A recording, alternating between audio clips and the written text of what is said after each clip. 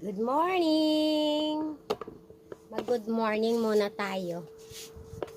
Tatapos ko lang kumain. Andito ako sa aking munting shop. Ayan. Pakita ko sa inyo. Ayan yung natapos ko na. Natapos na namin yan. Mga dress. Tapos, ito. Marami pa akong gagawin.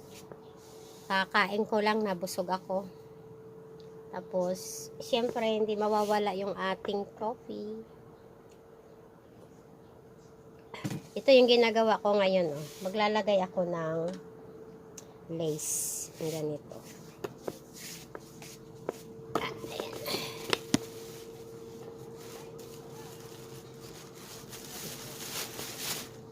Ito pa yung ating gagawin.